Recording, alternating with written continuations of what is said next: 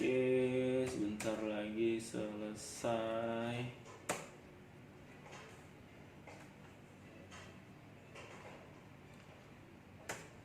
Done. Halo, Assalamualaikum warahmatullahi wabarakatuh. Apa kabar semuanya anak-anakku peserta didik kelas 7 SMPN 175 Jakarta. Selamat pagi. Ayo, ada yang lupa? Apa jawabnya? Oke, yang di sana betul. Tapi sebagian besar ada yang lupa. Sekali lagi ya. Selamat pagi. Pagi, pagi, pagi. Luar biasa 175 hebat. Sekali lagi. Selamat pagi. Bagus. Oke. Anak-anakku sekalian yang Bapak hormati, kembali lagi bersama saya Bapak Ramdan Khairullah dengan pertemuan yang kedua ini ialah mata pelajaran Bahasa Indonesia. Sebelum kita melanjutkan materi, persiapkan diri kalian terlebih dahulu bahwa kalian telah semangat dan antusias untuk menyimak materi pada pertemuan yang kedua ini. Sudah siapkah kalian? Oke, Bapak apresiasi setinggi-tingginya untuk kalian yang sudah mempersiapkan untuk menyimak materi pada pertemuan yang kedua ini. Anak-anakku, sebelumnya pada pertemuan pertama mengenai materi teks deskripsi dan materi lanjutannya yang sudah Bapak buatkan videonya, apakah sekalian sudah paham?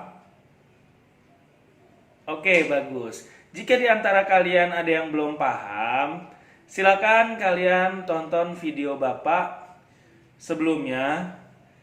Boleh kalian simpan, tonton nanti di video sebelumnya agar dapat menghemat kuota kalian. Baik anak-anakku semuanya, marilah sebelum kita mulai materi di pertemuan yang kedua ini, terlebih dahulu kita berdoa semoga kita semua yang pertama dalam keadaan sehat walafiat, dan yang kedua kita semua diberikan ilmu yang bermanfaat. Berdoa menurut agama dan kepercayaan masing-masing. Berdoa mulai.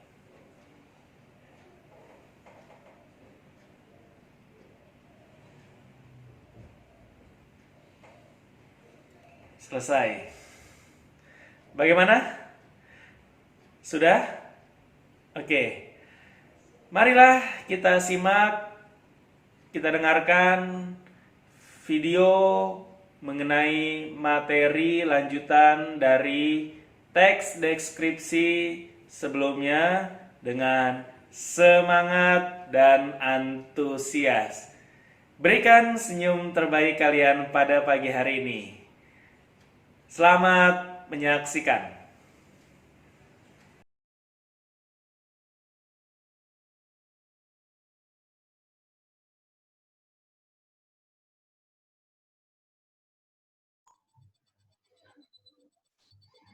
Baik, anak-anakku, kelas 7A sampai dengan kelas 7F. Kita mulai pertemuan kedua pada materi pagi hari ini adalah materi Bahasa Indonesia kelas 7 yang berjudul Mengidentifikasi jenis teks deskripsi. Pada halaman ini, Pak Ramdan ingin menyampaikan rencana pelaksanaan pembelajaran atau RPP satu lembar yang akan Pak Ramdan aplikasikan pada pembelajaran pada pertemuan kedua hari ini,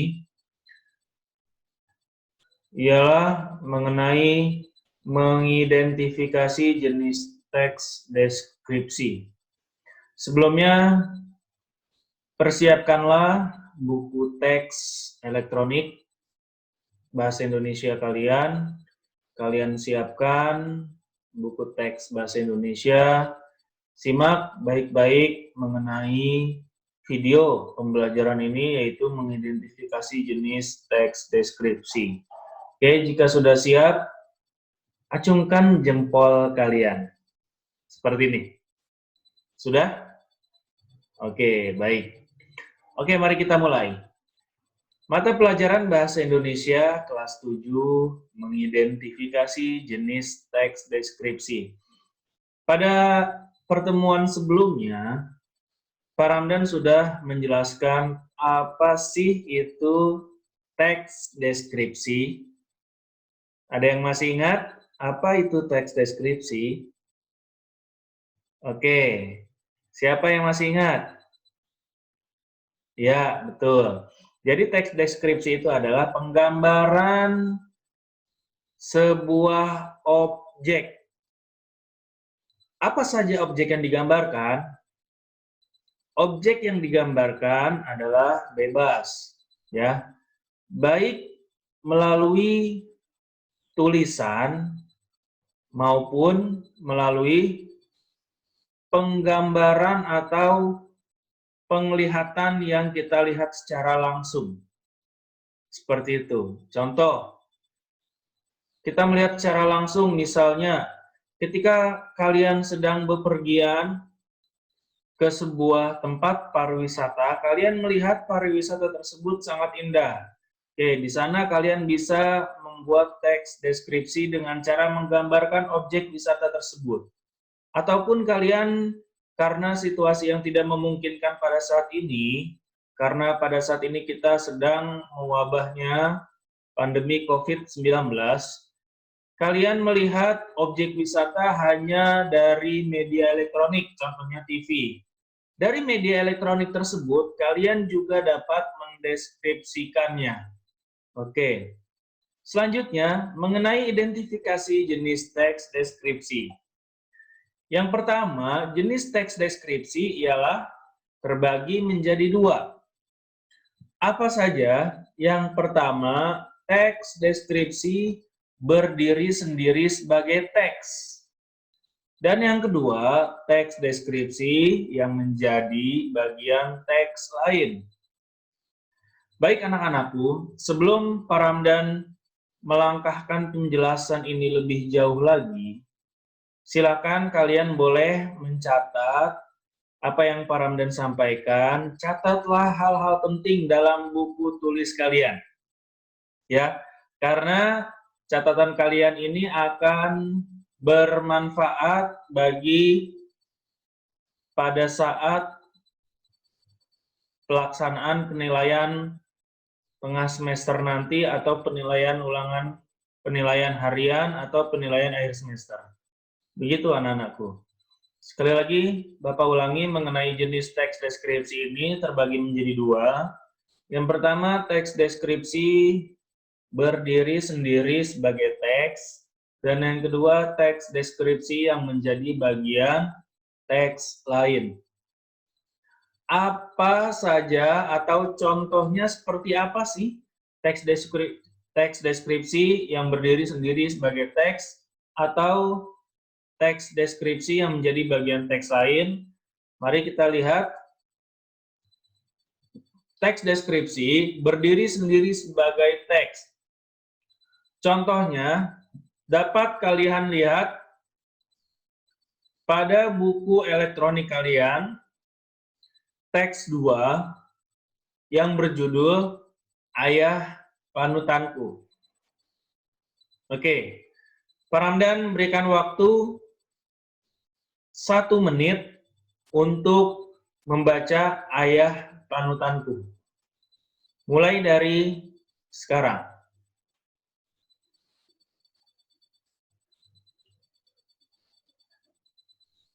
Ayo semuanya baca.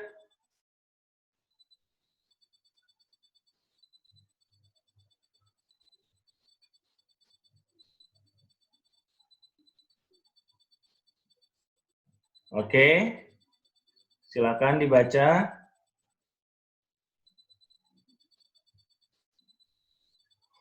30 detik lagi.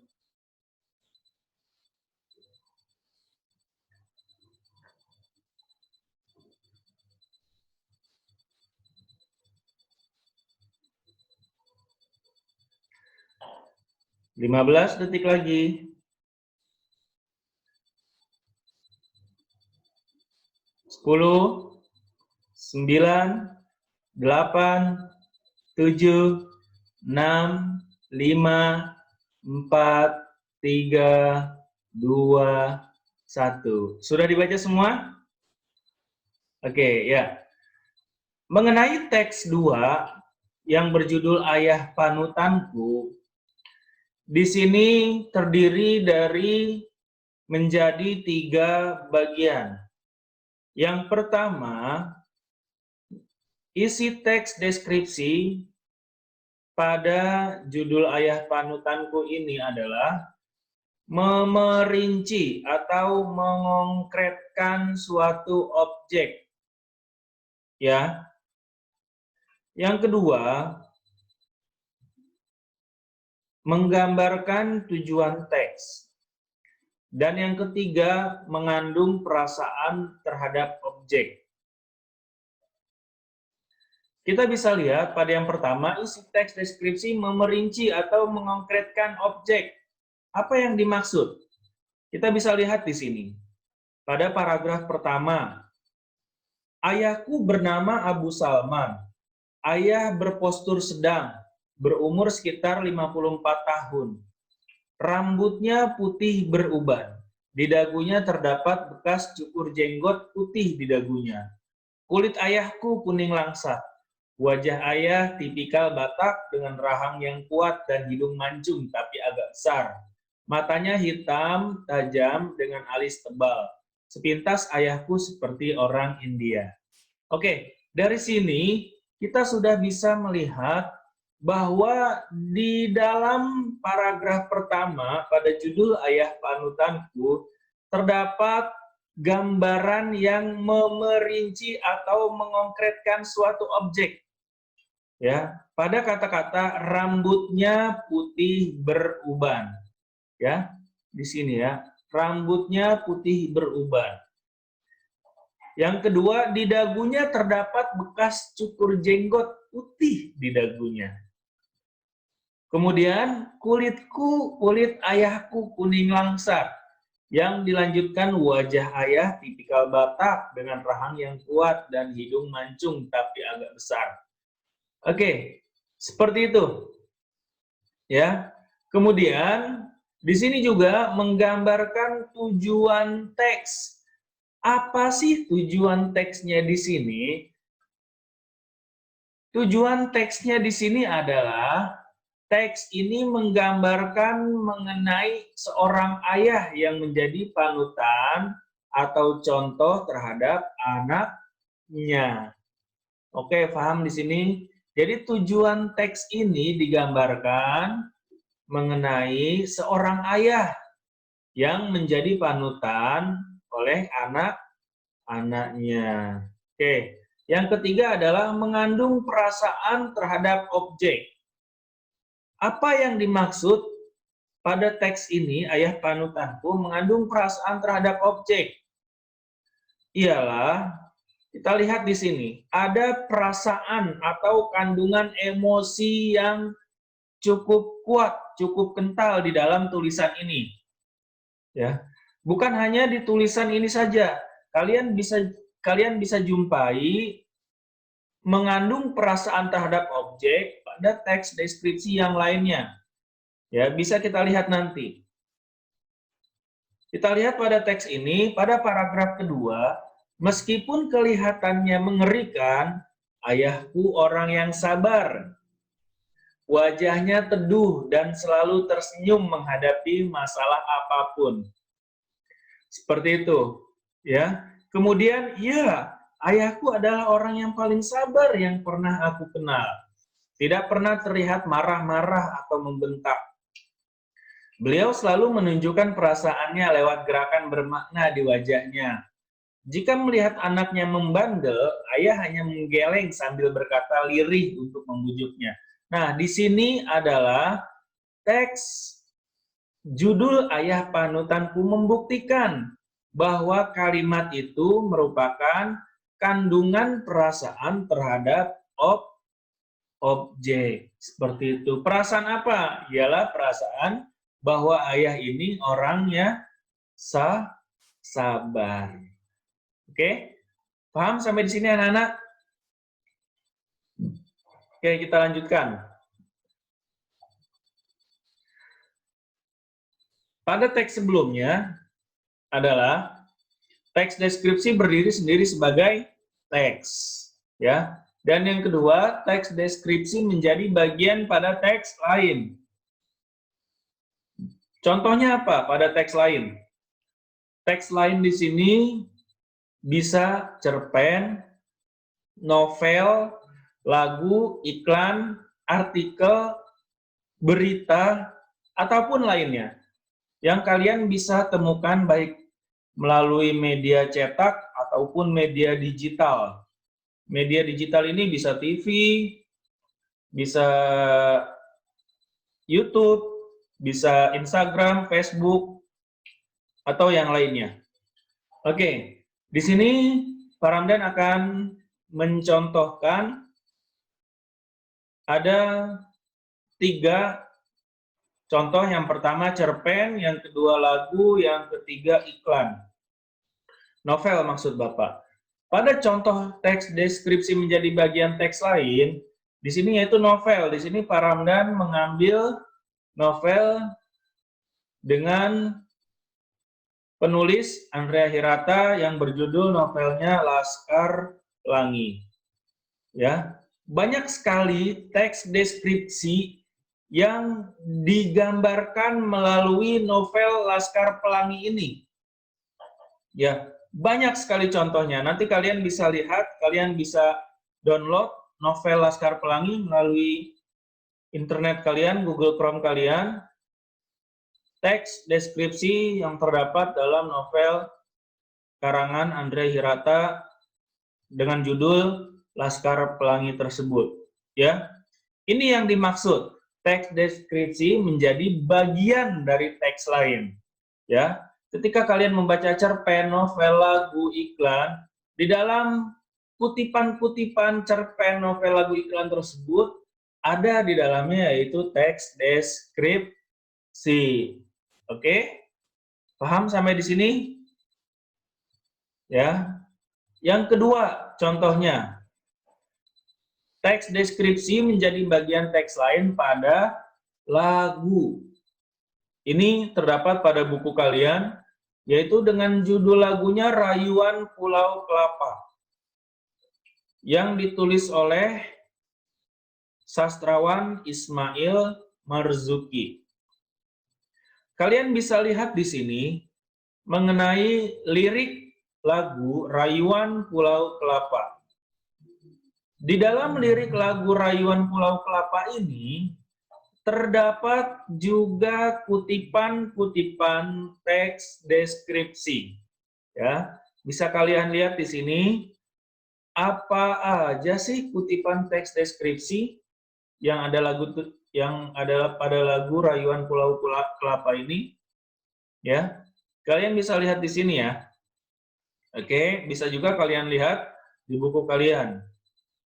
Dan yang ketiga, di sini ada 2 contoh teks deskripsi yang menjadi bagian teks lain, yaitu contoh iklan.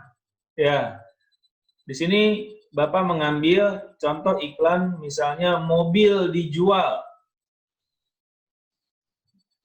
Ya, kalian bisa baca Toyota Avanza putih, plat D, full ori, mesin oke, dan yang lainnya.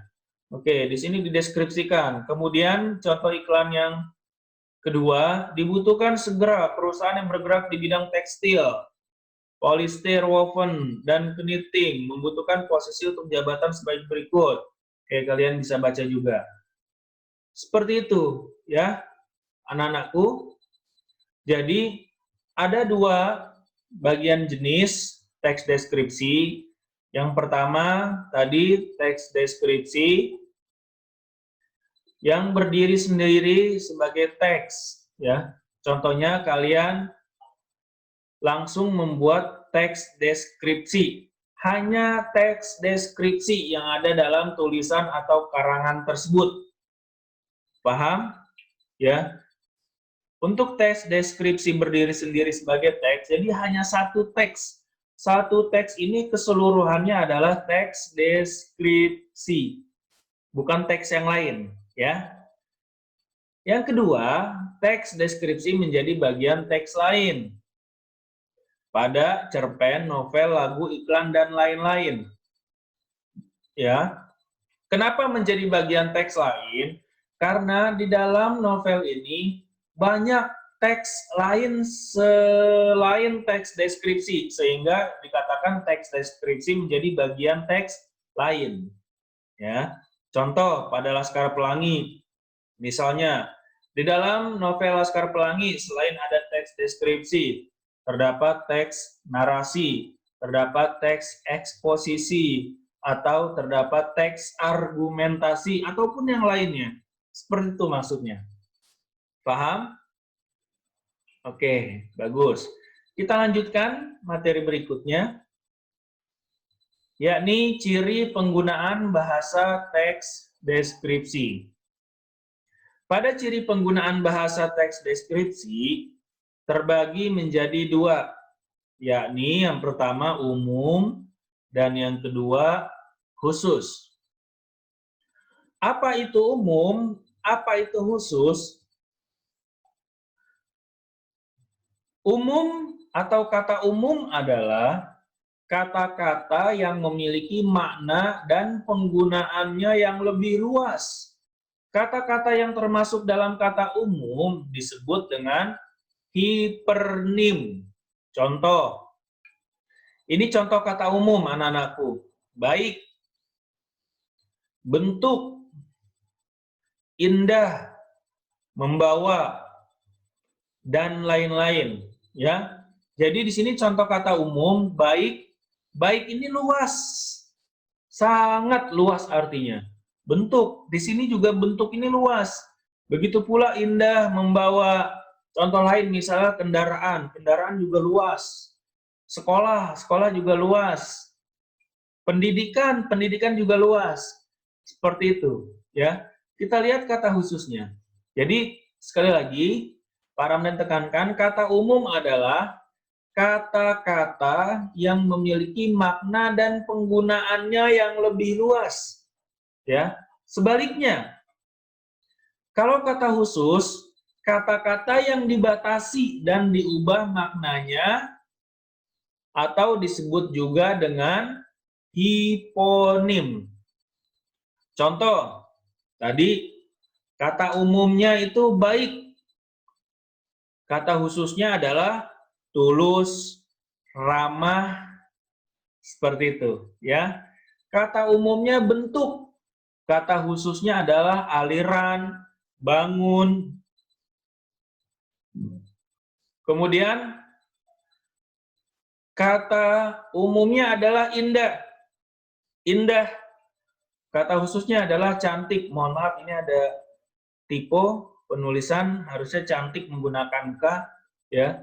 Cantik, menawan, kata khusus. Kata umumnya adalah yang tadi indah.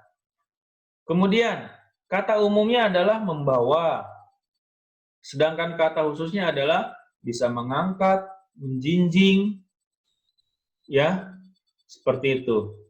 Atau kendaraan, kata umumnya, kata khususnya adalah sepeda motor, mobil, apalagi becak, ataupun yang lainnya. Seperti itu. Paham sampai di sini anak-anak? Ya. Jadi kata umum adalah kata yang cakupan maknanya lebih luas, ya. Berbeda dengan kata khusus.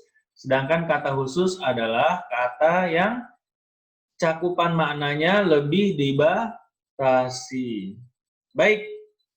Selanjutnya adalah mari kita coba untuk kalian mengerjakan latihan 1. Latihan 1,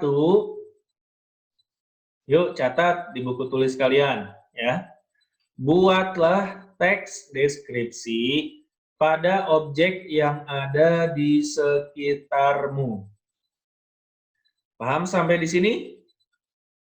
Sekali lagi, Buatlah teks deskripsi pada objek yang ada di sekitarmu. Yang ada di sekitarmu sekarang apa aja bebas, ya.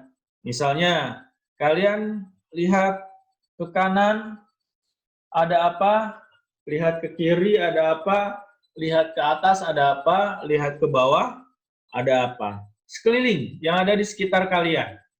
Bebas, pilih satu saja. Setelah ketemu, kalian buat teks deskripsinya. Ya, contoh yang ada di depan Pak Ramdan. Oh, ini ada tisu, ya, ada tisu. Berarti Bapak harus membuat teks deskripsi mengenai objek tisu ini. Seperti itu. Bentuk tisu ini seperti apa, manfaatnya apa. Seperti itu ya, paham? Oke. Ciri-cirinya seperti apa? Intinya kalian membuat teks deskripsi atau gambaran objek yang ada di sekitar kalian. Selanjutnya, latihan yang kedua. Latihan yang kedua ini adalah kalian membaca cerpen atau artikel yang ada pada internet. Pak, bagaimana kalau misalnya saya punya cerpen atau novel atau artikel ada di rumah atau kepunyaan kakak saya atau orang tua saya? Boleh, ya. Jadi selain cerpen atau artikel di internet, misalnya kalian punya di rumah cerpen, novel, silakan. Boleh digunakan. Setelah kalian baca, ingat baca dulu ya. Dibaca terlebih dahulu cerpen atau artikel tersebut. Ya. Kemudian tulislah kata umum dan kata khusus di dalam cerpen atau artikel yang kalian baca. Seperti yang tadi Pak Ramdan jelaskan, apa sih kata umum, apa sih kata khusus? Sekali lagi, kata umum adalah kata yang cakupan maknanya luas. Sedangkan kata khusus, kata yang cakupan maknanya lebih dibatasi atau lebih sempit. Ya, paham? Ya. Jadi pada latihan 2 ini, kalian baca cerpen atau artikel di internet atau yang ada di rumah kalian, kemudian tulislah kata umum dan kata khususnya saja, bukan menulis sinopsis atau kalian membuat ringkasan dari cerpen tersebut, tidak. Ya, sekali lagi kalian jangan buat ringkasan atau sinopsis pada latihan 2 ini. Kalian cukup kalian buka cerpen kalian atau novel kalian, catat kata umumnya apa saja, kata khususnya apa saja. Paham? Pak, minimal berapa kata umum dan kata khusus? Oke. Minimal kata umum 10 dan kata khusus juga 10. Jadi berapa total? Jadi total 20, ya. Tugas ini berlaku untuk kalian semua, ya, untuk kelas 7. Paham? Kapan Pak dikumpulkan? Oke. Setelah selesai dikerjakan, akan Bapak bagikan link ke dalam WA grup kelas bahasa Indonesia. Kalian klik link tersebut, kemudian pada link tersebut terdapat nama kalian, kelas kalian, dan upload foto atau tambahkan file. Sebelum kalian tambahkan file, kalian foto dulu hasil tugas kalian. Ya. Latihan 1, latihan 2, kalian kerjakan di buku tulis. Kalian foto tugas kalian, fotonya tidak boleh blur ya anak-anak ya. Foto dengan jelas sehingga tulisannya jelas terlihat, sehingga nanti Pak Ramdan bisa menilai pekerjaan kalian. Paham sampai di sini? Ya. Jadi setelah selesai dikerjakan, kalian foto tugas kalian, kemudian upload melalui link yang akan dibagikan pada WA Group Kelas Bahasa Indonesia. Oke. Oke anak-anakku, terima kasih kalian telah menyaksikan video pembelajaran ini. Jika di dalam penjelasan ini ada yang kalian masih bingung, kalian boleh ulang-ulang ya. Kalian boleh menontonnya dengan berulang-ulang dengan cara kalian simpan video ini, kalian tonton secara offline agar kalian bisa menghemat kuota ya. Atau kalian juga bisa diskusi di dalam grup WA Kelas Bahasa Indonesia. Oke? Paham sampai di sini? Baik anak-anakku, demikian apa yang dapat Pak Ramdan sampaikan pada materi pertemuan kedua mata pelajaran Bahasa Indonesia Senin hari ini. Semoga apa yang Bapak sampaikan dapat bermanfaat kepada kalian dan jangan lupa tugasnya dikerjakan. Jangan sampai ada yang tidak mengerjakan. Kalian mengerjakan berarti akan mendapat nilai, tidak mengerjakan berarti tidak mendapat nilai. Yang rugi siapa? Ya, silakan dijawab masing-masing. Baik, terima kasih. Assalamualaikum warahmatullahi wabarakatuh. Tetap berada di rumah, ya. Ikuti aturan protokol kesehatan. Tetap pakai masker jika ingin bepergian keluar rumah. Sekian, assalamualaikum warahmatullahi wabarakatuh.